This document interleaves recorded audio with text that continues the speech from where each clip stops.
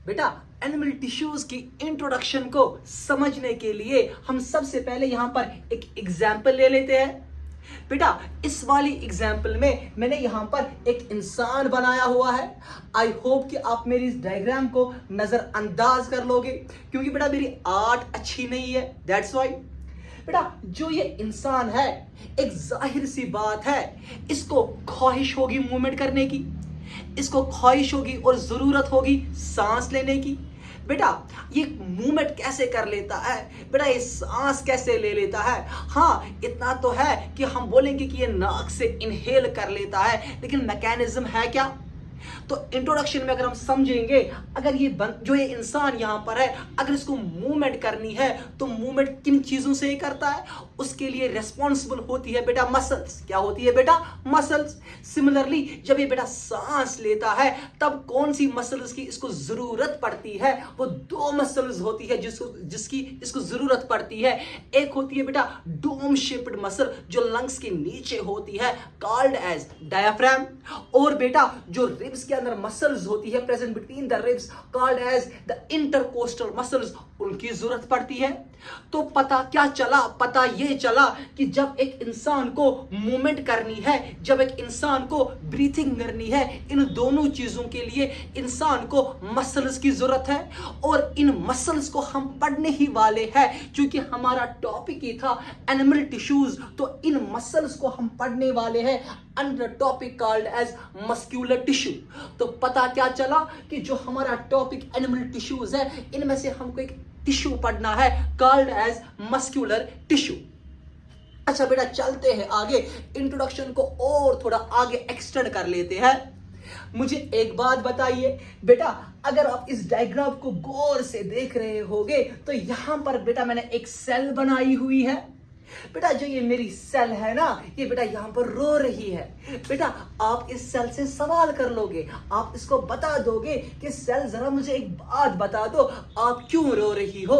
बेटा सेल वहां से आपको जवाब देगी। बेटा वो बोलेगी आपको, मैं इसलिए रो रही हूं क्योंकि मैं वेट कर रही हूं ग्लूकोज के लिए। अच्छा उसके बाद आपने अपनी मम्मा को बोला कि मम्मा मेरी सेल रो रही है। मम्मा बोलेगी क्यों रो रही है? आप जवाब दोगे वो ग्लूकोज के लिए वेट कर रही है, उसका इंतजार कर रही है। मम्मा बोलेगी ये लो बेटा चाय और ये लो इसके साथ ब्रेड, तो खा लो। अच्छा जब वो एट द एंड आपके स्मॉल इंटेस्टाइन में पहुंच जाएगी चीजें, वहां पर उनकी क्या हो जाएगी? डाइजेशन हो जाएगी। यानी वहां से ग्लूकोज फॉर एग्जांपल निकलेगा, और ग्लूकोज जो है वो एट द एंड कहां पहुंचेगा? सेल के पास। अब मैंने सेल से सवाल किया कि सेल इससे पहले अब रो रही थी, क्या आपका रोना धोना खत्म हो गया? सेल वहां से जवाब देगी, चलो इतना तो मान लेते हैं मैंने अपने आंसुओं को रोक दिया, लेकिन अभी भी मैं खुश नहीं हूं। मैंने सेल से सवाल किया, मैंने सेल को बता दिया कि सेल अब भी आप खुश क्यों नहीं हो? सेल वहां से मुझे जवाब दे रही है कि मुझे खुश होने के लिए एनर्जी चाहिए, मुझे एटीपी चाहिए। मैंने सेल को बोला कोई टेंशन लेने की जरूरत नहीं है, आ जाओ मैं आपके पास ले आता हूं ऑक्सीजन। तो उसके लिए जब मैंने इनहेल किया तो जब सारे गैसेस अंदर चले गए, वहां से ब्लड में कौन सा गैस चला गया? That is the oxygen gas. और वो ऑक्सीजन गैस अल्टीमेटली किधर पहुंचा? वो सेल के पास पहुंचा। और उसने क्या किया? उस ऑक्सीजन ने ग्लूकोज को ब्रेक किया। किसमें किया break? Into ATP, carbon dioxide and the water जो निकलता है in the form of the vapours.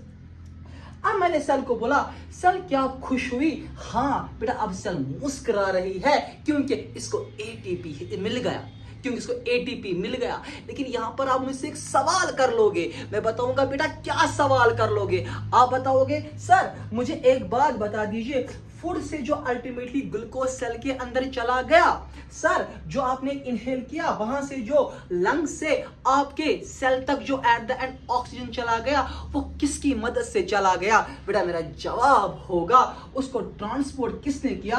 वो आपके ब्लड ने किया। इस ब्लड को हम पढ़ने ही वाले हैं under the special type of tissue called as connective tissue. तो पता क्या चला? पता ये चला कि एनिमल टिश्यूज में हम एक टिश्यू पढ़ने वाले हैं called as a muscular tissue, और इसी टिश्यू में हम और एक टिश्यू पढ़ने वाले हैं कॉल्ड एज कनेक्टिव टिश्यू। चलिए आगे बढ़ते हैं। मान लीजिए बंदा जो यहाँ पर ये इंसान है, इस इंसान के आगे बेटा है एक चिकन ब्लास्ट पिज्जा। जो ये इंसान है ये इस चिकन ब्लास्ट पिज्जा को खाना चाहता है। लेकिन मुझे बेटा एक बात बताइए, जो ये इंसान चिकन ब्लास्ट पिज्जा को खाना चाहता है, जो कि इसने लाया हुआ है या गया हुआ है कहां पर, अमीगोस के पास गया हुआ है। अब वहां पर जो ये चिकन ब्लास्ट पिज्जा खाना चाहता है, इसको कैसे पता चल रहा है कि हाँ अब मुझे खाना है? उसके लिए क्या हो रहा है, वहां से इसको ब्रेन से एक सिग्नल मिल रही है, वहां से कमांड आ रही है इसके हाथों के पास, किसके जरिए, नर्व्स के जरिए, और वो इसको मजबूर कर रही है कि इस पिज्जा को उठाने के लिए। को जो ये सिग्नल मिल गई, ये कहां से मिली? थ्रू नर्व्स मिल गई कि नहीं? तो उस चीज को समझने के लिए जो ये नर्व्स का क्या मैकेनिज्म अंदर चल रहा है, उन चीजों को स्टडी करने के लिए हम उन चीजों को पढ़ते हैं under the special tissue called as nervous tissue. तो पता क्या चला? पता ये चला कि एनिमल टिश्यू जो हमारे पास है, अभी तक हमने देखे इसकी 3 टाइप्स थे। एक तो मस्क्यूलर टिश्यू था, एक बेटा कनेक्टिव टिश्यू था, और बेटा आपका नर्वस टिश्यू है। और आखिर में हम क्या देखने वाले हैं, जो आपके बॉडी के अंदर जो वाइटल ऑर्गन्स है, जिन्हें बेटा आपका हार्ट आता है, जिन्हें बेटा आपका ब्रेन आता है, जिन्हें बेटा आपका स्टोमक आता है, जिन्हें बेटा आपका किडनी है, जिसमें बेटा आपकी किडनी आती है, इन चीजों को प्रोटेक्ट करना है। तो मैंने अल्लाह मियां से सवाल किया कि मुझे बता दीजिए इन चीजों को कैसे हम प्रोटेक्ट कर लेंगे। तो वहां से जवाब मिला, इन चीजों को प्रोटेक्ट करने के लिए हमने एक स्पेशल टाइप ऑफ टिश्यू और एक रखा हुआ है, and that is to be called as epithelial tissue. उसको क्या बोलते हैं बेटा? Epithelial tissue. तो पता क्या चला? पता ये चला कि एनिमल टिश्यूज के जो ये टाइप्स है, कौन से वाले टाइप्स है? एक है muscular tissue, epithelial tissue, connective tissue, nervous tissue. इनको हम पूरा इलैबोरेशन के साथ बेटा पढ़ने वाले हैं। ठीक है बेटा? तो इंशाल्लाह अगले वाले वीडियो में मिलते हैं इनकी डिटेल्ड एनालिसिस के साथ। टिल देन अस्सलाम वालेकुम।